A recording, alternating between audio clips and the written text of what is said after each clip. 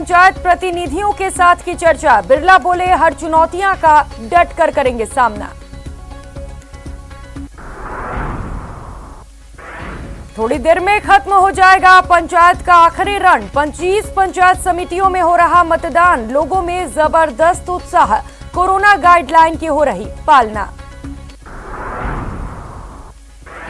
प्रदेश भर में खुले 9वीं से 12वीं तक के स्कूल। सभी जगहों पर हो रही एसओपी की पालना। यूनिवर्सिटी, कॉलेज और कोचिंग संस्थान भी हुए अनलॉक। मरुधरा में मॉनसून रिटर्न्स। 20 जिलों में जमकर बरसे बदरा। लोगों को गर्मी से मिली राहत। जल जमाव ने खोली दावों की पोल। और रणथंभौर से मिली गुड न्यूज। बाघिन T105 के साथ नजर आए 3 चावक। अब रणथंभौर में बाघों की संख्या हुई 74।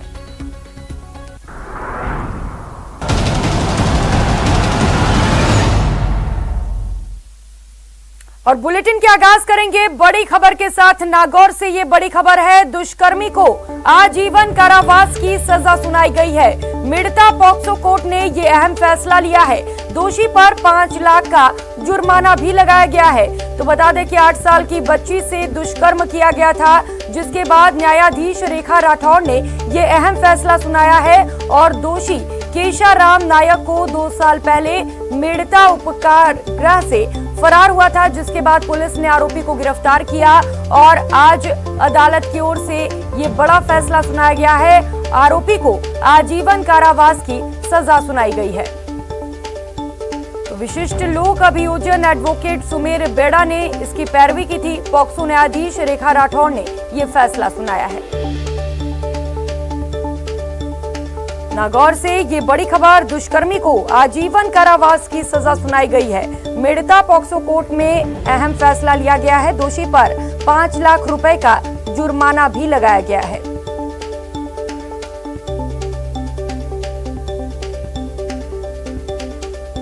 तो आरोपी ने 8 साल की बच्ची से दुष्कर्म किया था, जिसके बाद 2 साल से फरार चल रहा था। फिर उसे पुलिस ने गिरफ्तार कर लिया, जिसके बाद मिडता पॉक्सो कोर्ट ने इस पूरे मामले पर फैसला सुनाया है और आरोपी को आजीवन कारावास की सजा सुनाई गई है।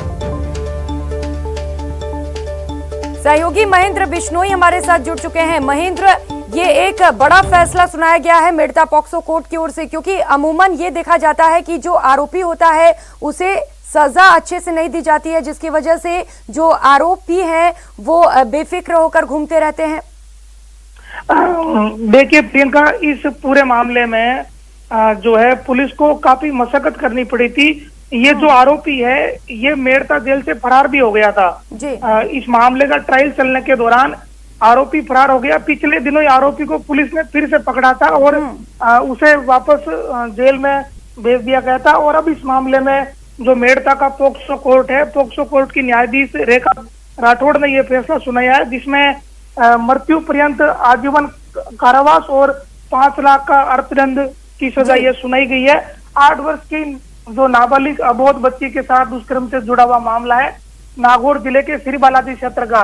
इसमें सबसे अहम बात यह है कि पुलिस ने 1 सप्ताह के भीतर ही चालान पेश किया था और पुलिस ने इस पूरे मामले को बेहद गंभीरता से लिया था और स्पेशली मॉनिटरिंग की गई थी अधिकारियों द्वारा और जल्द से जल्द चालान पेशने की कवायद करके 1 सप्ताह के भीतर चालान पेश किया। लेकिन जब आरोपी पकड़ा गया था और उसे पेशी पे ले जाया जा रहा था, उस दौरान आरोपी भाग निकला था, जो लंबे समय तक फरार रहा था, जिसे पिछले दिनों फिर से पकड़ लिया गया था और अब उसे सजा हुई है। और एक बड़ी कही जा सकती है कि इस तरह के मामलों में अपराध करने वाले लोगों के लिए ये एक बड़ी बात है। मृत्यु पर्यंत इसको आजीवन कारावास दी गई है और 5 लाख के अर्थदंड की सजा भी सुनाई गई है। जी बिल्कुल महेंद्र, पुलिस ने पूरे मामले को गंभीरता से लिया, लेकिन जिस तरीके से 8 साल की बच्ची से दुष्कर्म किया गया था, जिसके बाद मिडता पॉक्सो कोर्ट ने आजीवन कारावास की सजा सुनाई है, 5 लाख का जुर्माना भी लगाया है, तो ये कहीं ना कहीं एक बड़ा संदेश भी है उन सभी अपराधियों के लिए कि कोई भी अपराधी जो है वो बख्शे नहीं जाएंगे। बिल्कुल आप सही कह रहे हो। पुलिस ने भी इस पूरे मामले में बेहद गंभीरता दिखाई थी और स्पेशली इस केस को लिया था और जल्द से जल्द चालान पेश किया था। जी पूरे मामले में बहुत शुक्रिया महेंद्र तमाम जानकारियों के लिए।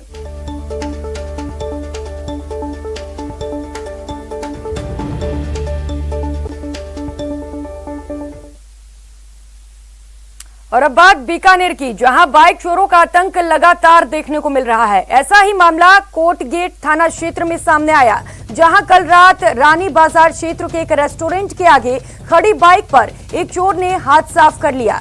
चोरी की यह वारदात सीसीटीवी कैमरे में कैद हो गई।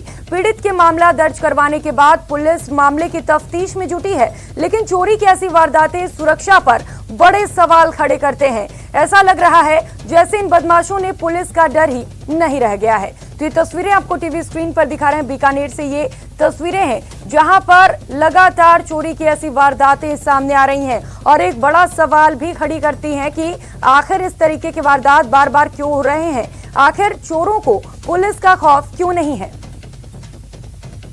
सहयोगी विक्रम जागरवाल हमारे साथ जुड़ चुके हैं। विक्रम, बार बार इस तरीके के वारदात हो रहे हैं, बड़ा सवाल यही उठता है कि आखिर चोरों को खाकी का खौफ क्यों नहीं है।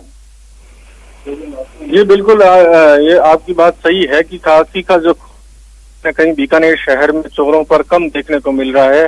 हालांकि जो पुलिस की टीम है वो भी लगातार अपनी कार्रवाइयां करती है और आए दिन जो है इस तरह के जो चोर हैं उनको पकड़ा भी जाता है, लेकिन बावजूद उसके जो चोरों के हौसले हैं वो कहीं कम नहीं हो रहे हैं और लगातार शहर में एक दिन छोड़कर एक दिन जो है वो बाइक चोरी की घटनाएं सामने आ रही है। और कल जो ये घटना हुई है उसमें भी जो पूरे घटनाक्रम है वो सीसीटीवी कैमरे में कैद हो गया है और उसका जो मामला है कोट गेट पुलिस में दर्ज करवाया गया है और पुलिस अब इस चोर की तलाश में जुटी हुई है। विक्रम, पुलिस चोर की तलाश में है, सीसीटीवी फुटेज भी सामने आ चुका है। पुलिस का क्या कुछ कहना है पूरे मामले पर और कितना समय लग सकता है आरोपी को पकड़ने में? देखिए, लगातार जैसा कि मैंने बताया आपको कि बीकानेर में जो बाइक चोरी की घटनाएं हैं वो लगातार बढ़ती ही जा रही है और पुलिस जो है अपने सूत्रों ऐसे चोरों को पकड़ने का काम भी करती है। अभी जो 2 दिन पहले सदर थाना पुलिस ने भी इस तरह से जो नाबालिग बच्चे हैं उनको पकड़ा है और उनसे बाइक्स भी बरामद की गई है। तो पुलिस अपना काम कर रही है, लेकिन कहीं ना कहीं जो ये चोर हैं उनमें जो पुलिस का खौफ है वो बिल्कुल कम देखा जा रहा है। जी विक्रम, और ये लगातार पुलिस तो अपना काम कर रही है, लेकिन ऐसे में बड़ा सवाल तो यही उठता है कि आखिर चोरों में खौफ क्यों नहीं रह गया है। पुलिस का बहुत शुक्रिया तमाम जानकारियों के लिए। और इसी के साथ एक और बड़ी खबर का रुख कर लेते हैं। रणथंभौर से ये बड़ी खबर है जहां पर गुड न्यूज मिली है। बाघिन T105 के साथ 3 शावक नजर आए हैं। रणथंभौर में बाघों की संख्या में इजाफा हुआ है। अब रणथंभौर में 74 बाघों की संख्या पहुंच चुकी है। तो ये बड़ी खुशखबरी रणथंभौर से एक बार फिर से सामने आई है, जहां पर बाघिन T105 के साथ 3 शावक नजर आए हैं, यानी कि बाघिन ने 3 शावकों को जन्म दिया है। शावक बाघिन के साथ कैमरे में ट्रैप कर लिए गए हैं। वन विभाग इसे लेकर पुष्टि भी कर रहा है। प्रदेश के मुख्य वन्यजीव प्रतिपालक अरिंदर तोमर ने बताया है कि बाघिन के साथ 3 शावक सुल्तानपुर इलाके में नजर आने की जानकारी मिली है। विभाग द्वारा निगरानी के लिए लगाए गए कैमरे में इन्हें ट्रैप किया गया है और इनकी फोटोज भी सामने आई है। नए शावकों समेत रणथंभौर में बाघों की संख्या अब 74 तक पहुंच गई है। इसके पहले रणथंभौर में जूनियर मछली ने जानी जाने वाली बाघिन T84 उर्फ एरे हिट के साथ 3 शावक रणथंभौर के कालमधार इलाके में नजर आए थे।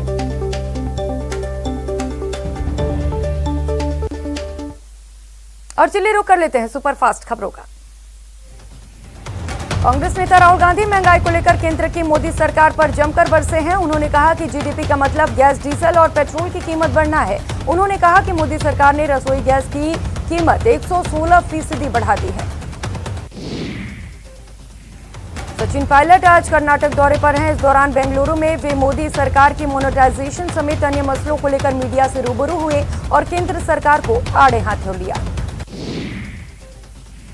लोकसभा स्पीकर ओम बिरला जम्मू कश्मीर के दौरे पर हैं। आज ओम बिरला गुलमर्ग पहुंचे, जहां उन्होंने पंचायत प्रतिनिधियों से संवाद किया। केंद्रीय मंत्री गजेंद्र सिंह शेखावत आज टोंक जिले के दौरे पर रहे। मालपुरा के पचेवर में स्वर्गीय नाहर सिंह की पत्नी के निधन पर शोक संतप्त परिवार से मुलाकात की। पंजाब कांग्रेस में अंदरूनी कलह के बीच पार्टी प्रभारी हरीश रावत ने पंज प्यारे पर टिप्पणी की है और माफी मांगी है। उन्होंने चंडीगढ़ में पार्टी नेताओं से मुलाकात करने के बाद पत्रकारों से कहा था कि पंजाब कांग्रेस प्रमुख नवजोत सिंह सिद्धू और उनके अधीन 4 कार्यकारी अध्यक्ष पंज प्यारे की तरह हैं। बंगाल सीएम ममता बनर्जी के भतीजे अभिषेक बनर्जी की पत्नी रुजिरा बनर्जी आज ईडी के समक्ष पेश नहीं होंगी। ईडी ने कोयला तस्करी से जुड़े मामले में रुजिका को समन भेजा था। यूपी के गाजियाबाद में शिव भक्ति धाम में के पुजारी यति नरसिंहानंद मुश्किल में गिरते नजर आ रहे हैं। नरसिंहानंद का एक वीडियो वायरल हो रहा है जिसमें वे महिलाओं पर अभद्र टिप्पणी करते नजर आ रहे हैं। वीडियो को लेकर डासना मंदिर के महंत यति नरसिंहानंद सरस्वती के खिलाफ दिल्ली से सटे यूपी के गाजियाबाद में 3 मुकदमे दर्ज हुए हैं। मुकदमे दर्ज होने और बयान पर विवाद बढ़ता देख महंत ने सफाई दी है। भारतीय अर्थव्यवस्था की गाड़ी फिर पटरी पर लौट आई है। 2020 और 21 के पहली तिमाही में रिकॉर्ड 20% से ज्यादा का ग्रोथ देखने को मिला, जो इकोनॉमी में तेजी से सुधार के संकेत हैं। पेट्रोलियम कंपनियों ने महीने के पहले दिन ही रसोई गैस के दाम में बढ़ोतरी कर दी है। बिना सब्सिडी वाले घरेलू एलपीजी सिलेंडर के दाम में 25 रुपए की बढ़ोतरी की गई। बॉलीवुड की जानी मानी अदाकारा और दिलीप कुमार की पत्नी सायरा बानो बीमार हैं। उन्हें ब्लड प्रेशर और शुगर लेवल के बढ़ने की वजह से सांस लेने में दिक्कत हो रही है। आतंकी संगठन अलकायदा ने तालिबान को बधाई दी है। अमेरिका की वापसी के बाद अलकायदा ने एक संदेश जारी किया है जिसमें उसने कश्मीर की आजादी की भी बात कही है। तालिबान एक तरफ दुनिया के सामने शांति से अफगानिस्तान में सरकार बनाने और उसके संचालन का दावा कर रहा है, लेकिन दूसरी ओर लगातार तालिबान के लड़ाकों द्वारा पंजशीर इलाके में घुसपैठ की कोशिश की जा रही है। तालिबान के साथ भारत की पहली बार औपचारिक बातचीत हुई। दोहा में भारतीय राजदूत ने तालिबानी नेता शेर मोहम्मद से मिले। तालिबान की ओर से ही भारतीय राजदूत से मिलने की अपील की गई थी। बैठक में अफगानिस्तान में फंसे भारतीयों को लेकर चर्चा हुई। आतंकी गतिविधियों के लिए अफगानी जमीन के इस्तेमाल पर भारत ने चिंता जाहिर की। विराट कोहली को खराब प्रदर्शन का खामियाजा आईसीसी टेस्ट रैंकिंग में भुगतना पड़ा है। जो रूट 6 साल बाद नंबर 1 बल्लेबाज बनने में कामयाब हुए हैं। ओपनर रोहित शर्मा पहली बार टेस्ट क्रिकेट के टॉप 5 बल्लेबाजों में शुमार होने में कामयाब रहे हैं। मुख्यमंत्री अशोक गहलोत के बेहतर स्वास्थ्य और उनके दीर्घायु के लिए दुआओं, मिन्नतों और पूजा पाठ का दौर जारी है। आज टोंक में सीएम गहलोत के बेहतर स्वास्थ्य कामना को लेकर कांग्रेस ने शहर के कंकाली माता मंदिर में गांधी पार्क तक कनक दंडवत यात्रा निकाली। डूंगरपुर जिला प्रभारी मंत्री राजेंद्र यादव आज जिले के दौरे पर रहे। इस दौरान उन्होंने जिला स्तरीय अधिकारियों की बैठक ली और विभागीय योजनाओं की समीक्षा की। इस मीटिंग में डूंगरपुर विधायक गणेश घोगरा, कलेक्टर सुरेश कुमार ओला सहित अन्य अधिकारी मौजूद रहे। इस दौरान प्रभारी मंत्री यादव ने विभागवार योजनाओं और विकास कार्यों की समीक्षा की। मीटिंग में 2 अक्टूबर से शुरू हो रहे प्रशासन गांवों के संग अभियान को लेकर अधिकारियों से चर्चा की गई। इस दौरान प्रभारी मंत्री ने कहा कि ये मुख्यमंत्री का महत्वाकांक्षी अभियान है और इसका व्यापक प्रचार प्रसार करें। खेल राज्य मंत्री अशोक चांदना आज एक दिन के बूंदी दौरे पर रहे। इस दौरान उन्होंने नैनवा में जनसुनवाई कर लोगों की समस्याएं सुनी। ये जनसुनवाई कांग्रेस कार्यालय में आयोजित हुई। इस दौरान खेल राज्य मंत्री अशोक चांदना का कांग्रेस कार्यकर्ताओं सहित लोगों ने जोरदार स्वागत किया। प्रभारी मंत्री टीकाराम जूली के झालावाड़ दौरे का दूसरा दिन है। आज उन्होंने मिनी सचिवालय में जिला स्तरीय अधिकारियों की बैठक ली। बांसवाड़ा में आज से शिक्षकों की काउंसलिंग शुरू हुई। जिला शिक्षा अधिकारी मावजी खाट ने बताया कि कई स्कूलों को क्रमोन्नत किया गया है। इन सभी को माध्यमिक सेटअप के लिए तैयार किया जा रहा है।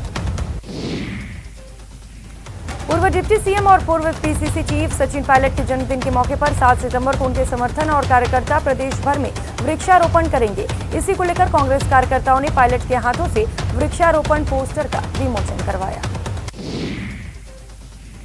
प्रदेश में आज पंचायती राज चुनाव के तीसरे और अंतिम चरण के लिए वोटिंग हुई। इसके तहत 6 जिलों की 25 पंचायत समितियों के लिए चुनाव हुए।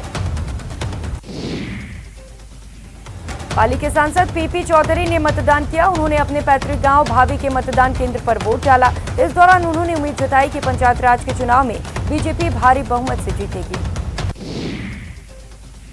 पंचायत राज विभाग के निदेशक डॉक्टर घनश्याम बैरवा ने आज पंचायत चरण के चुनाव के तीसरे चरण में मतदान किया। इस दौरान वे अपने गांव दौसा जिले के भंडारी में पहुंचे और भंडारी मतदान केंद्र पर जाकर आईएएस घनश्याम बैरवा के मतदान किया।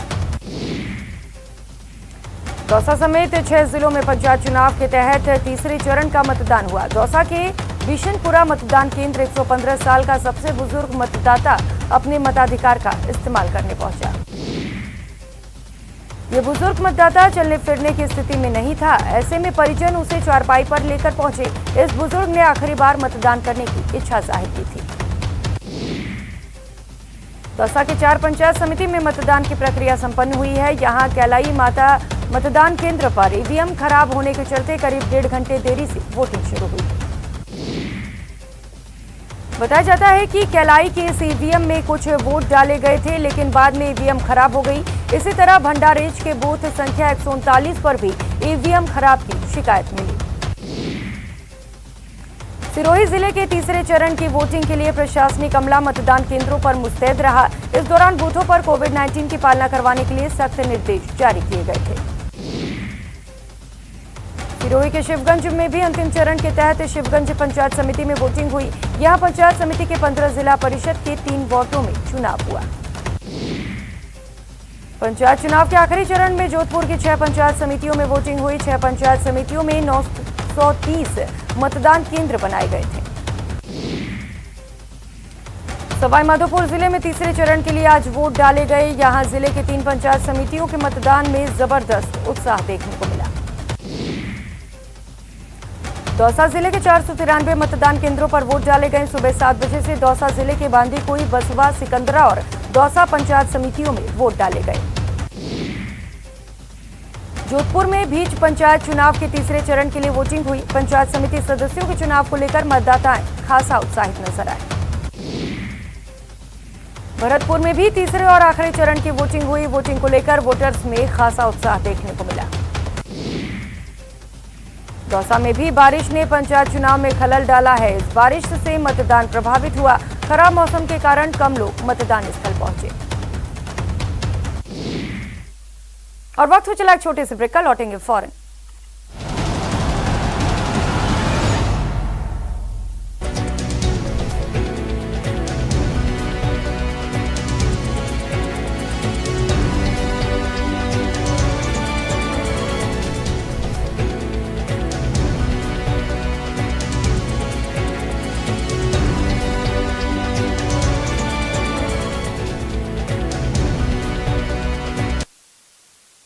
अलकायदा ने तालिबान को बधाई दी है। अमेरिका की वापसी के बाद अलकायदा ने एक संदेश जारी किया जिसमें उसने कश्मीर की आज़ादी की भी बात की। अलकायदा ने कश्मीर का भी जिक्र किया है।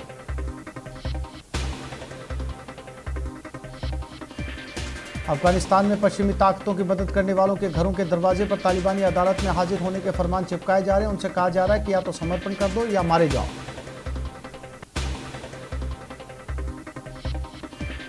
लोकसभा स्पीकर ओम बिरला कश्मीर दौरे पर हैं। उन्होंने गुलमर्ग में पंचायत प्रतिनिधियों के साथ चर्चा की। इस दौरान बिरला ने कहा कि हर चुनौतियों का डटकर सामना करेंगे।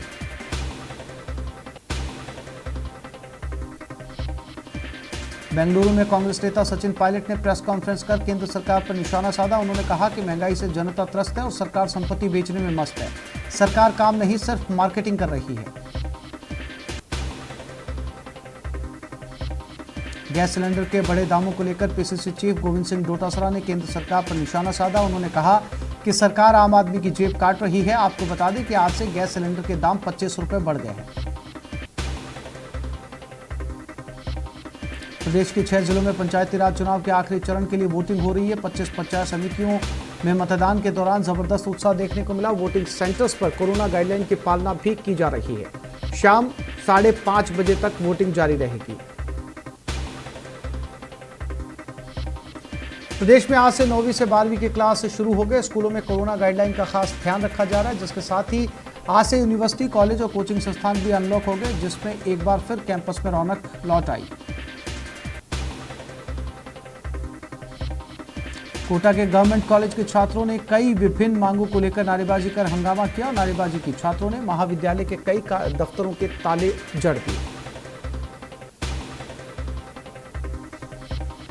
जयपुर ग्रामीण के कई इलाकों में दूसरे दिन भी मौसम का बदला हुआ मिजाज देखने को मिला। अचानक तेज हवाओं के साथ बरसात हुई, जिसमें गर्मी और उमस से ग्रामीणों को निजात मिली। वहीं दूसरी ओर 1 घंटे की झमाझम बरसात ने शहर के ड्रेनेज सिस्टम की पोल खोल दी।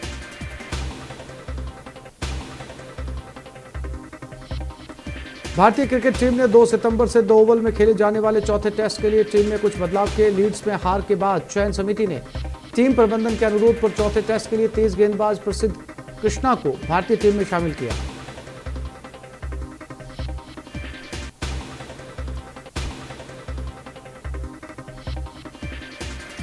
आतंकी संगठन अलकायदा ने तालिबान को बधाई दी है। अमेरिका की वापसी के बाद अलकायदा ने एक संदेश जारी किया जिसमें उसने कश्मीर की आज़ादी की भी बात की। अलकायदा ने कश्मीर का भी जिक्र किया है।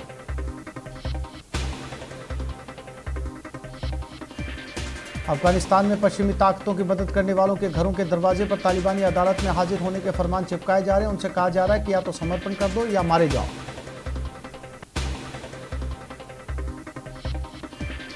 लोकसभा स्पीकर ओम बिरला कश्मीर दौरे पर हैं। उन्होंने गुलमर्ग में पंचायत प्रतिनिधियों के साथ चर्चा की। इस दौरान बिरला ने कहा कि हर चुनौतियों का डटकर सामना करेंगे।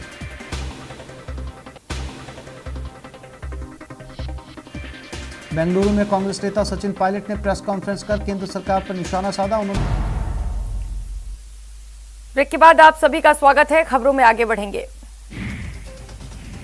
टोंक शहर के स्कूलों में भी आज रौनक लौटी। लंबे समय बाद स्कूल पहुंचने पर छात्रों के चेहरों पर खुशी देखने को मिली। Coaching city Kota offline coaching आज से शुरू हो गई। पहले ही दिन स्टूडेंट्स में उत्साह नजर आया। पेरेंट्स भी साथ आए और कोविड प्रोटोकॉल्स के तहत सैनिटाइजेशन, सोशल डिस्टेंसिंग और मास्क जैसी सावधानियों के साथ क्लासरूम में पढ़ाई शुरू की गई। क्लासरूम कोचिंग शुरू होने का उत्साह कोटा में उत्सव की तरह देखा जा रहा है। यहाँ स्टूडेंट्स और फैकल्टीज ही नहीं, आमजन भी काफी खुश हैं। प्रदेश में आज से फिर से स्कूल कॉलेजों ओपन हो गए हैं। आज से 9वीं से 12वीं की क्लास शुरू हो गए। साथ ही कॉलेज भी ओपन हो गए हैं। पढ़ाई के साथ साथ कोविड प्रोटोकॉल का खास ध्यान रखा जा रहा है। धौलपुर में कोरोना महामारी के चलते पिछले 5 महीनों से बंद विद्यालयों में आज से रौनक लौट आई है। कोरोना प्रोटोकॉल के साथ 9वीं और 11वीं की कक्षाएं सुबह 7:30 से दोपहर 12:30 बजे तक लगेंगी। राजसमंद में आज लंबे समय के बाद स्कूलों में रौनक लौट आई। राज्य सरकार द्वारा जारी गाइडलाइन के बाद आज छात्र हित में विधिवत रूप से स्कूल खोले गए। अलवर जिले में कोरोना काल में बंद हुए स्कूल आज से राज्य सरकार की नई गाइडलाइन के अनुसार खोल दिए गए। आज सुबह स्कूलों में विद्यार्थियों का तिलक लगाकर स्वागत किया गया। सीकर में भी आज से कोचिंग संस्थान और स्कूल खोले गए। स्कूलों में कक्षा 9 से 12 तक की कक्षाएं शुरू हो गई। हालांकि पहले दिन स्कूल में छात्रों की संख्या काफी कम नजर आई। कोटा में भी आज सरकारी और निजी स्कूल गुलजार हो गए। हालांकि पहला दिन होने के कारण छात्रों की संख्या बहुत कम देखी गई। उदयपुर में भी आज से 9वीं से लेकर 12वीं तक की कक्षाएं शुरू हो गई। स्कूल खुलने पर छात्र काफी उत्साहित नजर आए।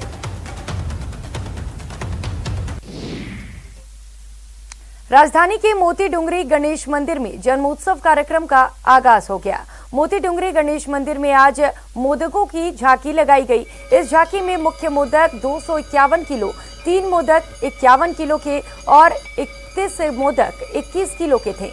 1.25 किलो के 1100 मोदक और अन्य छोटे मोदकों की झांकी लगाई गई। इस मौके पर भगवान गणेश को फूलों की झरोखे में विराजमान कराया गया। साथ ही भगवान को विशेष मानक और पन्ना का मुकुट भी धारण कराया गया।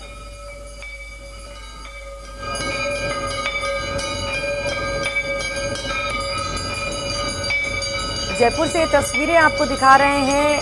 भगवान श्री गणेश को मोदक का भोग लगाया गया है। आप देख सकते हैं बड़ी संख्या में मोदक का भोग लगाया गया है। भगवान का विशेष श्रृंगार भी किया गया, विशेष पूजा उत्सव भी किया गया।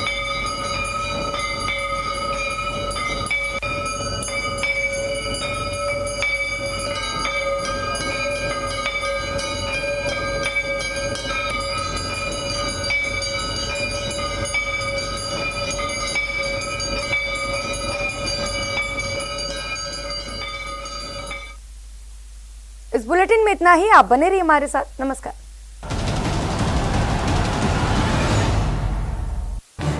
इस न्यूज हेडलाइंस के प्रायोजक पेट सफा आयुर्वेदिक जून, पेट सफा हर रोग दफा।